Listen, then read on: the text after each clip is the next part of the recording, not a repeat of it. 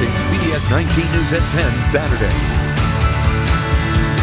Good evening and thanks for joining us tonight. I'm Jacqueline Sarkeesian. Andrea has the night off. We begin with a deadly hot air balloon crash south of Austin. Investigators say at least 16 people were killed. Tonight, it appears there are no survivors. Lauren Testosson from our Houston station joins us now from Lockhart. Thank you, Lauren. Governor Greg Abbott issued a statement today. He's asking all of Texas to join in for prayers for those lost. Here in the U.S., the deadliest air balloon accident before today was in Aspen, Colorado in 1993. 6 people were killed when a balloon hit a power line, tearing off the basket and sending it plunging 100 feet to the ground. Now, each year here in East Texas, a world-class event attracting the very best competitive pilots from around the world. The Great Texas Balloon Race earned Longview the official designation as the balloon capital of Texas by the governor in 1985. Tonight, we spoke with the Great Texas Balloon Race marketing director, Gabe Bennett, for reaction. So we wanted to know who can fly a hot air balloon. Here are some things we found out about FAA regulations. The operator must receive a student, private, or commercial pilot certificate rated for hot air balloons. They must be at least 16 years old, pass a written exam, and be of an FAA certified pilot holding a current pilot certificate. Dramatic images caught on camera. A video posted to Twitter late last night shows a Whataburger employee engaged in a fight outside the restaurant off Highway 61 in Tyler. CBS 19's Brett Vetter has been following this story all day and joins us now live outside the restaurant. Brett, what can you tell us? Thank you, Brett.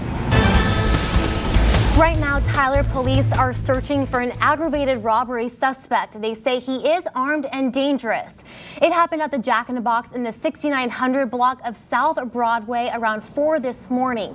An employee told investigators a man dressed in black with a red bandana over his face demanded money from the safe. He ran from the store after hitting her in the face with a pistol. No word yet how much he got away with. If you have any information, call police. A developing story we're following: 3 people killed and 1 injured early this morning at a party in Washington. It happened just after midnight, 30 miles north of Seattle. About 20 young people were partying in a home when the shots were fired. The suspected shooter ran from the scene but was taken into custody about 3 o'clock this morning. Police say they are not looking for any other suspects. The mayor is asking the community to come together to support the victims' families. The person who was injured was taken to the hospital. No word yet on their condition. New tonight, a peace rally at Bergfeld Park. The public, law enforcement, and community leaders coming together to help show that East Texans stand as one. The local radio station organizing the event is stressing that it was a peace rally, not a protest.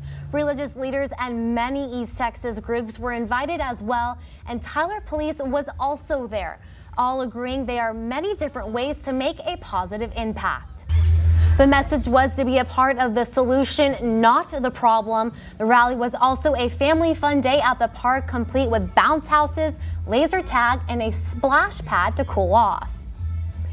And speaking of splash pad, that sounds great right now as the heat and humidity both seem to be rising. Thank you, John. It has been 7 months since a deadly tornado blew through in North Texas. 8 people lost their lives and countless others are still healing. Tonight, Marie Sadra from our Dallas station takes us to a safe place for children to heal. It's called Camp Noah. Hillary Clinton and Tim Kaine are in the middle of a 3-day bus tour in the battleground states, Pennsylvania and Ohio. Donald Trump will visit there next week, but in the meantime, he is accusing Clinton of tampering with their debate schedule. Weijia Jiang has the latest campaign news.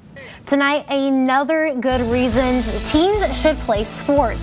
How staying active could keep them healthy and drug-free. Plus, if you are looking to get a loan, we have a warning from regulators that are getting more risky. Those stories coming up on CBS 19 News at 10. Health news now. A new study suggests teenagers active in sports are less likely to abuse opioids and heroin. Researchers in Michigan tracked nearly 200,000 eighth graders and high school sophomores. They found regular participation in sports and exercise, even just once a week, may help protect students from misusing painkillers. And the age a woman goes through menopause can increase her chances of diabetes. That's according to a new Kaiser Permanente study of nearly 125,000 women. It shows women who start menopause before age 45 or after 55 are at a higher risk of developing type 2 diabetes. Another batch of layoffs at Microsoft. The software giant is cutting 4% of its workforce. That's about 4,700 jobs around the world. More than 1 in 3 of them will be from its smartphone business, many of them former workers at Nokia, which Microsoft bought 2 years ago. Big banks are making riskier loans according to federal regulators. A yearly review found a 13% increase in risky loans compared to the prior year. Right now, a reason to dress up as your favorite comic book hero. Texas Comic-Con in San Antonio is in full swing. It's the 7th annual Texas Comic-Con, and it runs all weekend at the San Antonio Event Center. People from all over the state are grabbing their costumes and heading down south. Hundreds of people there, both young and old. As you can see, a lot of people are in the Comic-Con spirit, dressing up in full costume. Some as Lumpy Space Princess from Adventureland, Casey Jones from the Teenage Mutant Ninja Turtles, and Red Hood. If you don't know who all those characters are, don't feel so bad, neither do I.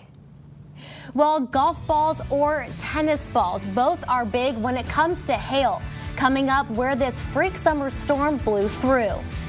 Plus, find out when we may see our next 100-degree day, the full forecast after the break. In Colorado Springs, a sound that none of us like to hear. Take a listen.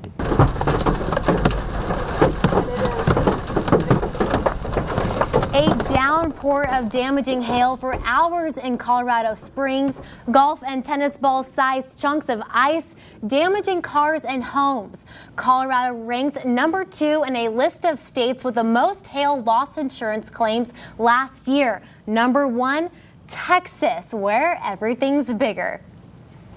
So Ryan Moy is here now with a preview of what's coming up in sports. Ryan? Well, hey, Jacqueline. Well, we have a couple of native East Texans showing off their pitches. And also this week, we're going to go to Cowboys camp, and it's going to be pretty awesome. And you get to go this year, right? Get to go this year, and our own Eric Sullivan is going to be there as well, so it's going to be pretty fun, and so we get to chill with the team, I hope. And it's every night next week, right? Every night next week, 5, 6, and 10. So you will see us doing our thing. Awesome. Well, thank you, Ryan. Now John Adams is here with a final check of our weather. And while they're out enjoying the weather in California, we'll be enjoying the heat here in East Texas, more of the same.